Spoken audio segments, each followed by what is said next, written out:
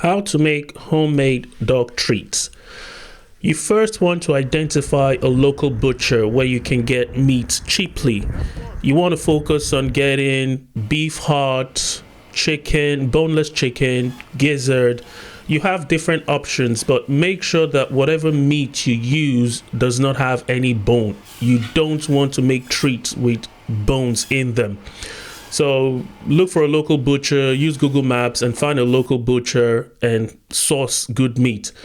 The second step is you want to make sure that you freeze the meat before preparing it. Freeze it for a few days and then defrost it.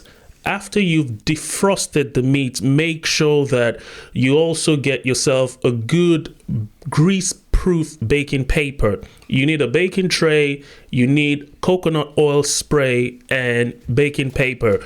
You have the option of using a foil, but I recommend not using a foil because when the meat's attached to it, your dog might be eating some of those foil particles, and that might be negative to their health in the long run. So what you want to do is then place the baking paper, grease-proof baking paper on the tray, and then spray coconut oil. The purpose of the coconut oil, like I mentioned, is to make sure that the meat does not stick on the baking paper. So when after the meat is finished baking, you can easily remove them and it's not sticking. And then you need to cut up the meat. I'm using beef heart for this video. The beef heart that I bought 2 kilos, so it's quite a lot. So I've initially cut them into pieces, but because they appear too big, so I'm cutting them into smaller pieces. But what you want to understand is the size will shrink by at least 50%. So whatever the size it is at the moment, once it's fully baked, it's gonna really shrink. So once you have all your meat cut up, remember, you just want to bake one batch at a time. You don't want to put 2 trays in the oven because that wouldn't really allow it bake properly. So if you have a lot of meat, then you just have to be patient and bake it in batches.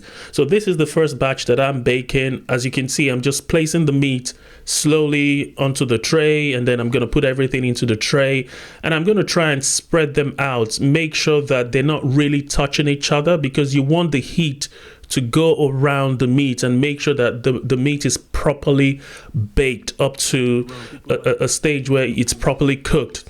Again, spread out the meat and then preheat your oven. So for this meat, I'm gonna be baking it at 140 degrees. So it's gonna be baking for at least 2 to 3 hours. You don't need to be very rigid on the time frame.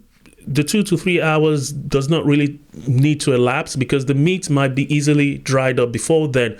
So what you want to do is place it in the oven at 140 degrees, 2 to 3 hours. And while the meat is in the oven, you want to make sure that you're checking on it at least every 45 minutes or every half an hour and using the spoon to kind of stir it to make sure that everything is really baking all around.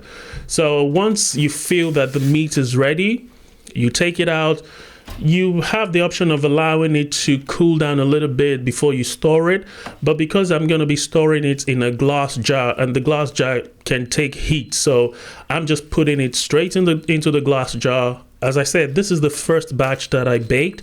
I'm going to bake another second batch, and this is the second batch, so I'm going to add them both into the glass jar, and it's almost going to fill up the jar.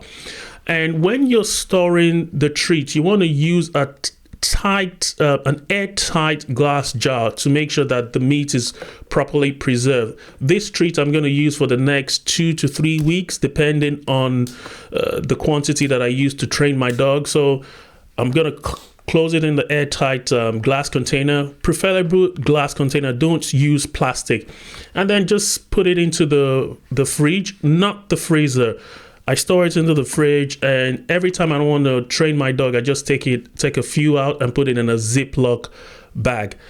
I hope this video has been very helpful to you. My name is Femi, and if you're new to the channel, consider subscribing and clicking on the bell notification to get future videos like this. I'm going to be publishing videos about dog training, about raw dog diet, and I hope you enjoyed this video. Remember to subscribe, and I'll see you in the next video. Thank you.